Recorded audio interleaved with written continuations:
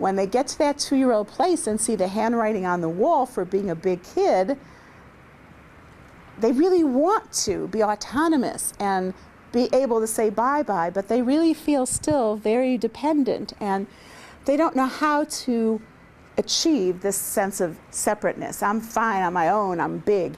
And so what they do is they decide, oh, I know how I will experience myself being different than my parents. I'll be different by saying no. Whatever they want, I'll say no. I'm not like you, I'm me. And whatever they don't want, I want that.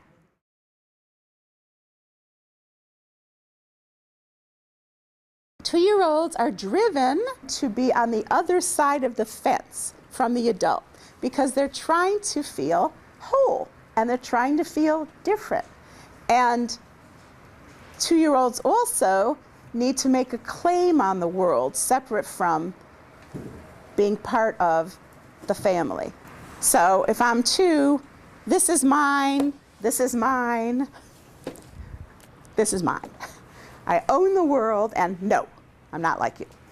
And that's actually a very noble purpose to the 2-year-old's negativity, because they're trying to be separate and different and their own selves so that they feel strong enough and autonomous enough at 3 or 4 to say bye-bye and go to school. And if they still feel like part of another person, it's going to be too hard. So they're practicing being different and separate. That no can be very upsetting to a parent who hasn't had other kids and doesn't know about that stage in development, because this sweet little compliant baby suddenly becomes impossible. And if people don't know about development, or they've had hard times as children or as adolescents themselves, they get scared of that negativity. They think, oh no, they're going to be bad like me. They're going to be, no, you can't say no.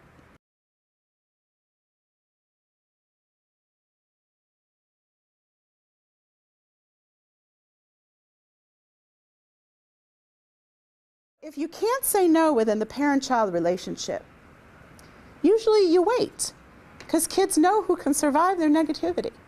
If there can't be any negativity here, you wait till you're in your class. And you're there for a couple of weeks and you go, oh yeah, this person could do it. No, I'm not going to do that. I need to find an adult who can be there through my no. And I don't have one yet, so I'm in the market for one. I think you're elected. You know, you've been here for a couple of weeks, you're good. No and mine get so complicated for parents and children. And I think my favorite example is, pretend you've got a 2-year-old at the playground and it's time to go. And you say, okay, time to leave. And they go, no. You say, okay, in 5 minutes it's going to be time to leave. Okay. They play for 5 minutes and then you say, okay, time to leave. And they say, no. And you say, I know, you don't want to. It's dark, it's late, I have to make dinner. You pick them up, they're portable. They scream, you go home. Everyone is a winner in the long run. You, because you get to go home and make dinner. Them, because they're trying to be different than you. They're trying to be opposite. You are happy, they're screaming. Aha, they're different. You want to go, they want to stay. Ah, different again. They achieve their goal in the long run. When it doesn't work is when the parent says, no, you have to come home. You can't be negative. You have to come home with me and be happy about it. Okay, I'll come home with you. Now I'm going to have to wait till I find someone who can let me be separate from them. Negativity has to live in relationship when children are young. Otherwise, it lives outside of relationship. So for example, if you have a group of 2-year-olds and your curriculum is to teach them to share, that's the silliest curriculum ever.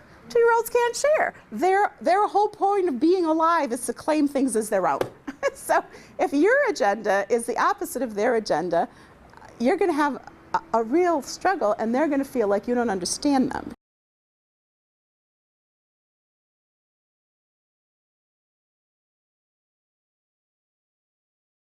How do I have permission to be me and still be contained by the relationship? So the know and mind phase really is about how does the parent stay in charge of externals and let kids be in charge of the internal. It's time to go, but you can be sad about it or mad about it. That's you. You have to be who you are. But I'm in charge and it's time to go. It's time for snack, but I don't like those crackers. Okay, you don't have to eat those crackers. I don't want you to eat something that you don't like, but you have to sit with us because you're part of our community and we want you to be with us. So the sort of, how do you give permission for negativity within a containing environment where the adults decide what's happening and when it's happening, and children have permission to feel their feeling about it and to express their feeling about it. And that voice or expression needs to be invited differently if you're 2 than it does if you're a second grader. It's no fair. Miss so-and-so won't let us do blah-blah on the playground. Okay, so you guys, write down what you think should happen on the playground. You know, write it up, and then we'll talk with Miss So-and-so about that, and we'll see what we can do. So that there's an invitation for negativity, and that voice of negativity has a different structure and different ways of being heard at different ages.